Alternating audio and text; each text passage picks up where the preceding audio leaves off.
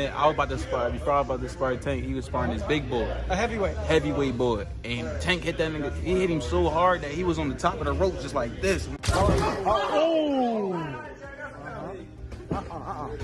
keep the speed, Gervonta Tank Davis, if he put on the right weight, put the right weight on, and have the lean muscle right, he can look fantastic somewhere in the mid 150s, dare I say, close to 160 against Jake Paul.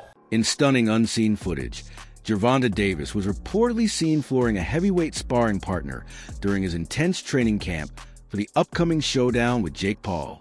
The clip captures Tank's trademark explosive power and pinpoint timing as a devastating left hand brings the session to an abrupt end.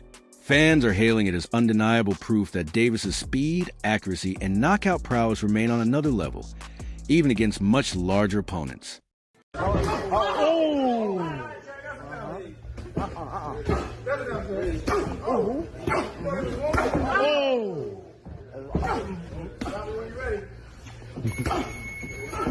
Showbiz The Adult predicts that Gervonta Davis will weigh in around 154 pounds for his highly anticipated fight against Jake Paul, dismissing talk that Tank will be undersized.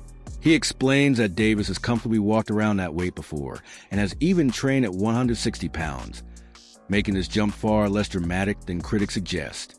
Showbiz points out that Davis has spent years sparring with naturally bigger fighters, refining his timing, reflexes, and counterpunching against stronger opponents. That experience, paired with his explosive power and elite fight IQ, gives him a clear advantage. Confident in his take, Showbiz boldly claims that Jake Paul's size won't matter once Tank connects, predicting that Gervonta Davis will knock him out with ease. 150s, dare I say, close to 160 against Jake Paul. And dare I say it, I think that's the right thing for him to do. Why? I've been saying this. Number one, fighters need to start fighting closer to their walk-around weight. They're just healthier that way. They're just better and healthier that way. I mean, I know it's probably surprising them too.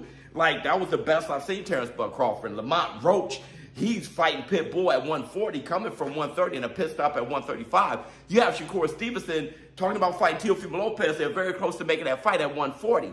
And I think all of them would look their best there, especially Roach, where he ain't knocking nobody out down there at 130. But I bet you he'll be swatting far more at 140. Gervonta Tank Davis, I think, just like the others, fighting closer to your walk-around weight is just going to be one of the better performances for Gervonta Tank Davis. He's going to learn a lot about his body. He's going to learn a lot about himself and where he should campaign moving forward. Maybe even meeting Roach in that rematch at 140 himself.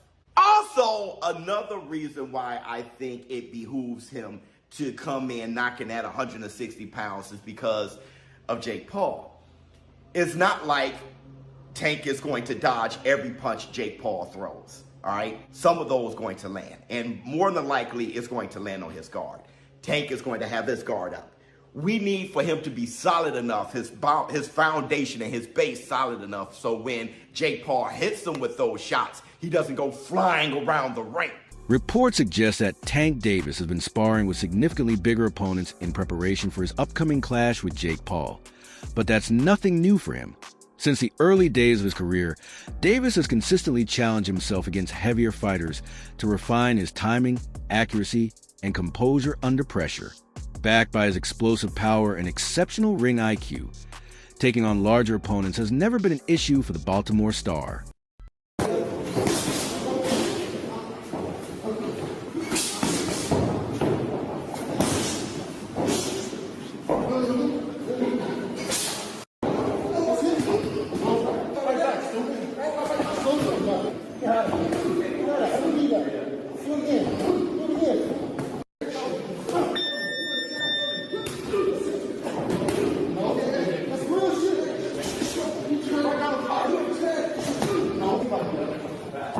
In the latest training footage, Gervonta Davis appears sharper, leaner, and more focused than ever.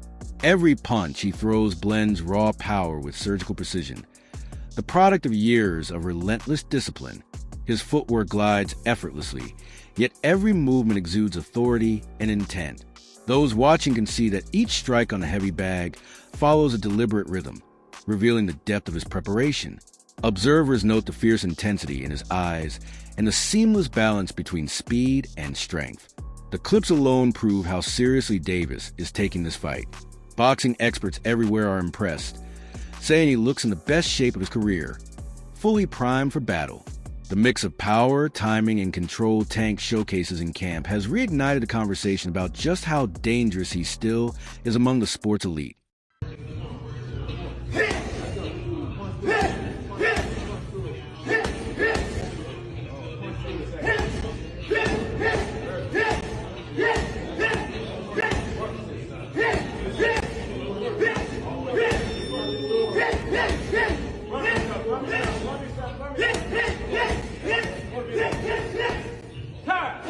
One of the biggest discussions surrounding this matchup is the weight difference. While some believe Jake Paul's natural size gives him a clear advantage, others argue that Gervonta "Tank" Davis's superior skill set will neutralize any physical gap. Fans question whether the size disparity could pose a problem for Davis, but those familiar with his career know he's frequently sparred and competed against heavier opponents. Supporters remind critics that boxing isn't won by size, but by timing, discipline, and intelligence. Tank's elite defense and counterpunching make him a nightmare for anyone, no matter how big they are. His camp remains confident that Davis's experience under pressure and mastery of ring movement will allow him to use Jake's size against him. For Davis, this fight isn't about proving who's stronger. It's about proving who's smarter. It is happening. WBA lightweight champion Gervonta Davis, who's unbeaten in 31 professional contests, takes on the self-proclaimed problem child, Jake Paul, one of the most influential and marketable global personalities. Paul and Davis square off in Miami after doubts around the fight being sanctioned in Georgia triggered a change in venue. Neither fighter can weigh more than 195 pounds. The weight is perhaps the most surprising factor. Paul has boxed most of his career around 200 pounds, the cruiserweight limit, but did tip the scales at 227 pounds when he faced off against Iron Mike Tyson last year. Davis, much smaller in stature, competes at the 135 pound mark and has also won world honours at super featherweight. And despite some discussions about possibly dropping down to 10 ounces, the pair seem set to wear 12-ounce gloves. And in terms of distance, despite the exhibition tag, the fight will play out over 10 3-minute rounds with 3 scoring judges at ringside, but the result will not be officially recorded on their professional records. Lamont Roach has recently spoken out about his issues with Gervonta Davis, hinting at unresolved tensions between them.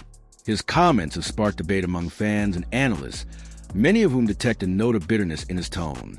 Some suggest that Roach's frustration may have less to do with personal conflict and more to do with envy toward Tank's success and financial dominance. Once, there was mutual respect between the two, but Roach's recent remarks carry a sharper, more personal edge.